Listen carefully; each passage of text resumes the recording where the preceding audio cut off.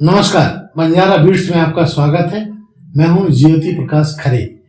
आज हम आपको मिला रहे हैं एक ऐसे प्रत्याशी जो वार्ड नंबर 15 से उम्मीदवारी के लिए हाजिर हैं। आज जो नगर निगम के चुनाव का सिलसिला शुरू हुआ है, उसमें श्रीवास्तव जी भी ताल ठोक रहे हैं। चलिए मिलते हैं सुरेंद्र श्रीवास्तव जी से। नमस्कार श्रीवास्तव जी। श्रीवास्तव जी, आप बताइए हमारे दर्शकों को कि आप क्या करते हैं और किस संस्था से जुड़े हैं नगरा में। जी, मैं सुरेंद्र श्रीवास्तव सन 2000 में इस झांसी शहर में आया। यानी कहने के लिए आप ये कह सकते हैं मैं शहर के लिए रिफ्यूजी हूँ। और इसके पहले मैं MP कन्हरा जो नजदीकी है वहाँ सक्रिय राजनीति में रहा हूँ जी। और उस वक्त मैं state bank of India new market branch है उसमें सर्विस करता था जी। दुर्भाग्यवश वो मेरी नौकरी चली गई और उसके बाद मुझे कन्हरा जाकर और मैं यहाँ झांसी में शिफ्ट हो गया। हमारी झांसी में शिफ्ट हो गया। हाँ, क्योंकि मेरी जन्मभूमि यही है। मेरी जन्मभूमि यही है, तो मेरी ननिहाल सब यही पे जी जी। और सन 2000 में मैं इस नगरा क्षेत्र में आया जी। धीरे धीरे संघर्ष करते करते विगत 14-15 साल से सेंट रोबर्ट कॉलेज में एक रेपुटेड पोस्ट पर हूँ जी। आपके मन में ये ख्याल क्यों आया कि आप नगर निगम का चुनाव लड़ना है? जी, ये बताऊँ मैं आपको खरे जी, आप या इस तरह से कह सकते कि मेरे जन्म में है कुछ नेता नगरी। ठीक है जी। क्या हुआ, मेरे ताऊ वगैरह परिवार के लोग बताते हैं कि मेरे फादर जो थे वो फ्रीडम फाइटर रहे हैं। हालांकि मेरे पास ऐसे कोई साक्ष्य तो नहीं है कि मैं किसी को शर्त लगा सकूं जी जी। और वो 45 के दशक में आसपास 45-50 में वो टीकमगढ़ से मैं रहे और जेल भी काटी और आखिर में ये हुआ था कि टीकमगढ़ कलेक्टर ने उनको तड़ी पार कर दिया था जी। और फिर उस समय मेरे फादर आके दतिया में आपके बसई गांव में शिफ्ट हो गए थे, जो गिरजा प्रसाद खरेदी है, गिरजा शंकर खरेदी वहाँ के जमींदार थे जी जी। उन्होंने हमारे पिताजी को शरण दी, उन्होंने हमारे पिताजी की नौकरी लगवाई और उन्होंने ही हमारी माताजी जो आज है वो वहीं पर उनकी शादी हुई। तो ये दो बातें हो गई। तीसरी बात ये रही कि जब मैं 1972 में कनाडा में था, उस समय मेरे एक मित्र के पिताजी चुनाव लड़े थे जनसंघ से जी। और एक मित्र के पिताजी चुनाव लड़े थे कांग्रेस से जयनारायण सक्सेना जी। और इत्तेफाक से जयनारायण सक्सेना जी हार गए और हरदास गुप्ता जी जीत गए। तो फिर क्या हुआ कि जब मैं 6वीं-7वीं क्लास में था कि विधायकों की गाड़ी में घूमता था भोपाल में विधानसभा के रोग लगा हुआ है। वो मुझे बीमारी लेकिन अब उभर के आई है जब परिस्थिति ने साथ दी है। क्योंकि मैंने बताया कि बीच का मेरा जो जीवन बड़ा संघर्षशील रहा है 4-7-8 साल में, तो वो फिर तो प्रयास तो मैं ऐसा नहीं है कि मैं आज राजनीति में आया हूँ, लेकिन क्या मैंने किसी को शो नहीं किया कि मैं नेता हूँ। जैसे आजकल की युवा पीढ़ी मन में रखा युवा नेता युवा जोश आपके प्रत्याशी, वो ऐसी कोई चीज नहीं है। श्रीवास्तव जी, एक महत्वपूर्ण बात बताइए कि आपको लगता है कि झांसी स्मार्ट की बात होती है, झांसी स्मार्ट सिटी बन रही है, नगर निगम बहुत सारा काम भी कर रहा है, आप इस वार्ड 15 नंबर वार्ड के लिए प्रत्याशी हैं, तो नया क्या करेंगे? मेरा मूल सिद्धांत देखिए, मैं जो राजनीति है वो मेरी रुचि है, it is not my business. क्योंकि मैं जहाँ जिस संस्था में कार्यरत हूँ वो मेरे लिए श्रद्धेय है और मेरे लिए वो ही आज मैं सभासद बसरते ईश्वर करे यदि मैं चुनाव जीत गया तो ये भी नहीं है कि मैं वो नौकरी छोड़ के और फिर नेतागिरी करूंगा। मेरा मतलब ये है कि मैं जब जहाँ जरूरत होगी पहुंच जाऊंगा, लेकिन मैं कर्मचारी सेंट रोबर्ट कॉलेज का ही रहूंगा, ये मेरा वादा है। और फिर ऐसा है कि अब बचा क्या है, जो कुछ जाते जाते कुछ कर जाए तो ठीक है, जवानी में तो बहुत बदनाम हो रही है जाए तो ठीक है। अच्छा श्रीवास्तव जी, क्या आपको लगता है कि गए सालों में जो भी यहाँ के पार्षद रहे होंगे, क्या आपको लगता है कि उन्होंने उतना अच्छा काम नहीं किया जितना अच्छा आप करने की कुव्वत रखते हैं? अब यदि साहब वास्तविकता मुझसे पूछेंगे तो बहुत से लोग हमें गालियां देंगे, लेकिन हकीकत यह है कि मैं जब से यहाँ पर हूँ तब से राकेश, इसके बाद छोटेलाल साकिया जी, इसके बाद उनकी पत्नी शकुंतला जी, इसके बाद आपके हमारे सुरेश राजपूत जी और वर्तमान में फिर वही वो छोटेलाल जी, इनका सभी का यदि आप विश्लेषण करें तो केवल यदि काम किया है इस बार में तो सुरेश राजपूत से किया है, बाकी ये सब अपनी रोटी। और छुट्टू लाल जी तो उनके बारे में तो कुछ कहना ही मतलब मर्यादा के खिलाफ है। मतलब किसी ने इतना नहीं, बस ये है कि जहाँ से कुछ मिल गया जुड़ गया।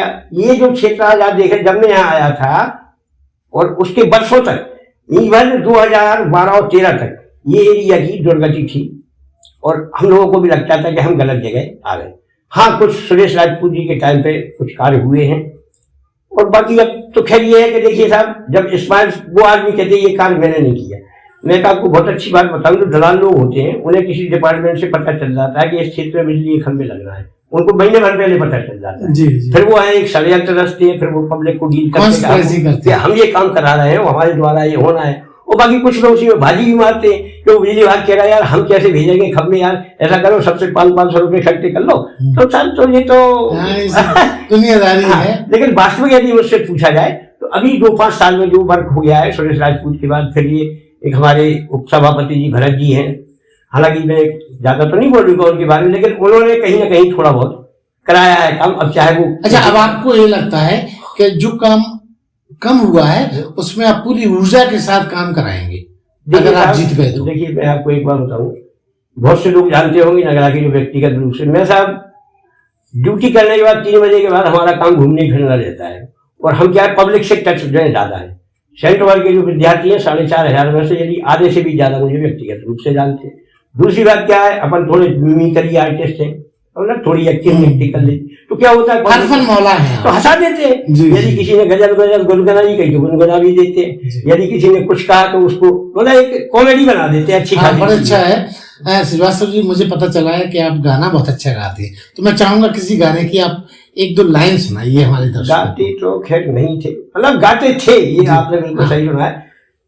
लेकिन अब इस उम्र के बाद कोई लाइन सुना दीजिए। हाँ, तो आप आपकी यादें ताजा हो बताइए कि आप किस गायक का गीत सुनना जो आपके लोकप्रिय हो वही। लोकप्रिय तो मेरे साथ मुकेश जी हैं, तो मुकेश का सुना दीजिए। चलिए साहब, आप सबकी इच्छा है और दर्शकों का भी थोड़ा बहुत इंटरव्यू होगा। उनको लगेगा कि हमारा जो आने वाला जीतने वाला जो पार्षद है वो सुरीला है। जी हाँ, उसका भी एक असर होगा। जी।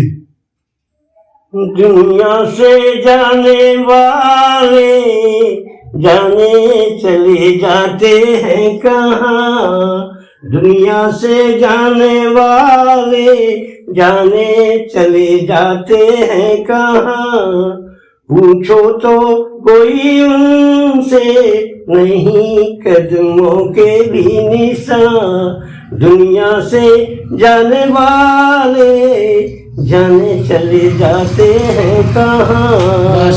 बहुत शानदार।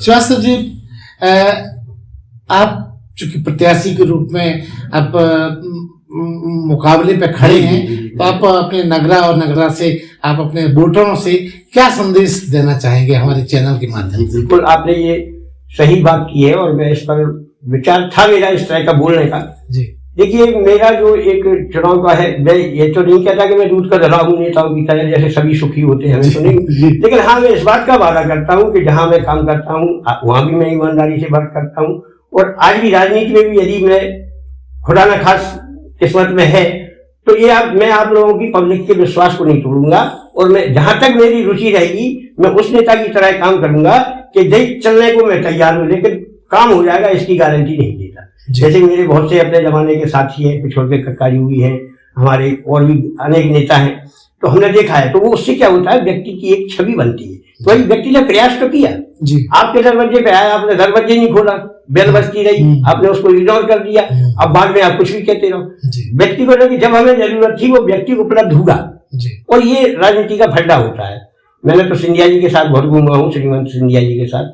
उस समय दिग्विजय सिंह भी युवा थे, मतलब वो ज्यादा युवा थे, हम कम युवा थे, लेकिन युवा अभी आप हमें युवा से ही लग रहे हैं। नहीं, और एक बात का एक बड़ा अच्छा किस्सा बताता हूँ। दिग्विजय सिंह शायद भूल गए होंगे, दिग्विजय सिंह मध्य प्रदेश कांग्रेस के अध्यक्ष थे, अर्जुन सिंह को मंत्री थे, महाराज सिंधिया थे। तो क्या हुआ, इनकी कारों का काफिला एक बार शिवपुरी से झांसी आ रहा था, करीब 4 बजे इनका चौराहे पर प्रोग्राम था। अच्छा, तो युवाओं की आप तो जानते हो, मंत्री की कार आई, दौड़े फांदे कूदे, पहले कौन मानाते हैं, मतलब एक सपना ही चलता है राजनीति में, आज भी है। तो जहाँ हम भी खड़े हुए तो वहां पे एक आरा मशीन है रोड पे, तो आरा मशीन में खड्डे बंडे लठबट वो तो पाई जाता है, वहां कोई हीरे सिक्के तो होंगे नहीं। तो दिग्विजय सिंह भी वहीं खड़ी थी, उस समय आपके गणेश गौतम जी शिवपुरी विधायक वो थे, मैं भी था सभी। तो जैसे ही सिंधिया जी की कार और अर्जुन सिंह की चौराहे पर आई तो उनसे मिलने के लिए भागे तो उसमें दिग्विजय सिंह का पैर एक पत्थर से टकराया, उनका अंगूठा घायल हो गया। फिर मैंने ये मतलब एक अच्छा किस्सा है, हाँ, ध्यान आ गया मुझे बात जी, करने जी। को। तो हमने उनको पट्टी वट्टी बांधी और उनको फिर थोड़ी देर बाद उनमें जुल के चले गए। आज यदि हम देखो इसीलिए कहते थे काय की पट्टी कितना गली थी, हमें तो हाँ, मालूम ही नहीं है, भूल गए होंगे। लेकिन ये कुछ- लेकिन आपको याद रहा है, ये बहुत बड़ी बात हाँ, क्यों नहीं यार, बहुत बड़ी बात। और उसमें एक और बड़ी बात हुई जी। 24 नेता पीछे खड़े रह गए। एक बटलर लड़का था 5 साल का, 5 फुट का, 20-22 साल का जवान, उसका नाम था कमल सिंह चौहान, हालांकि इस समय वो नहीं है। वो था उनकी उसमें भागा दौड़ी, वो बीच में से उसके सबसे पहले गाने वाला पहला बड़ी कार में चलते पहले लेता। तो ये मेरे तजुर्बे है बहुत, मतलब कि इस तरह की भी होता है। लेकिन हाँ, ये मैं अपनी तो बात कर सकता हूँ कि मेरा भी कुल मिला के ये है कि अगर आपको इस वार्ड की जनता चुनती है तो वो घाटे का सौदा नहीं होगा। हम तो साहब एक बात कहते हैं दावे से, मैंने कई पार्टी के फेसबुक पे मेरी वो चलती है कि मैंने कहा यदि कोई बड़ी पार्टी है, नेता वेता वाले हैं, तो वो यदि चाहे मुझे टिकट दे दें, वो पैसे खर्च कर दें। यदि हार गया तो मैं उनके पैसे वापस कर दूंगा, जीत जाऊंगा तो सवाल ही पहले क्योंकि प्रत्याशी के तो दे रहे हैं हम आपको, आपकी पार्टी के लिए, चाहे वो बीजेपी हो, चाहे वो सपा हो, चाहे वो कांग्रेस हो, कोई भी हो। लेकिन हमें लगता है कि कोई इतने हमें बड़ी नेता नहीं है, हमें कोई पार्टी टिकट दे दे। लेकिन आपका लड़ना तय है। ये एक फाइनल भले भाई हार ही तो जाएंगे। नाम तो जब भी होता है जो बदनाम होते हैं, वही माधव सिंह वाला डायलॉग, अरे हार जाएंगे फिर भी लोग। हमारे एक प्रत्याशी में, उनका नाम नहीं लेना चाहता हूँ, वार्ड नंबर 15 में उन्होंने 3 चुनाव लड़े मेरे सामने, और तीनों चुनाव में एक भी बार सफल नहीं हुई। लेकिन इस समय लंगड़ा क्षेत्र का वो पावरफुल भूतपूर्व पार्षद है, कमाल है। और मैं आप कहें तो लोग चाहें तो मैं नाम भी उनका बता दूं। नहीं, ना बताएं, कुछ चीजें दर्शकों पे छोड़ दें। समझ गए वो 3 चुनाव आए, तीनों जी 28 नंबर से लड़ी, 29 नंबर से लड़ी, 15 नंबर से भी लड़ी, और ऐसा नहीं है, अच्छा उन्हें कारों का काफिला भी चलाया, मोटरसाइकिल। अब वो हारे क्यों, ये तो एक अंदर की बात है। तो ऐसी कोई बात नहीं, हम हार भी जाएंगे तो लोग भाई, लोग कोई सेंट्रल की नौकरी तो खा नहीं जाएगा कोई हमारी, बोलो साहब, तो वो तो हमारी चला। चलिए ठीक है। तो ये थे सुरेंद्र श्रीवास्तव जी, जो आपने देखा बहुत हरफन मूड के हैं, हारने जीतने के लिए नहीं, ये कुछ करने के लिए जीतना चाहते हैं। बंजारा बीट से बात करने के लिए श्रीवास्तव जी, अरे राम, आपका भी बहुत बहुत आभारी हुई। अपनी 62 साल की उम्र में पहला इंटरव्यू दे रहा हूँ। तो क्यों नहीं, मैं भी, आप भी और हम भी बधाई के पास। और सबसे बड़ी बात मुझे है कि एक ऐसे व्यक्ति से मैं मिल रहा हूँ जिनसे मेरी 40 साल पहले मुलाकात हुआ करती थी। इस चैनल को लाइक और सब्सक्राइब करना ना भूलें। देखते रहिए बंजारा बीट्स।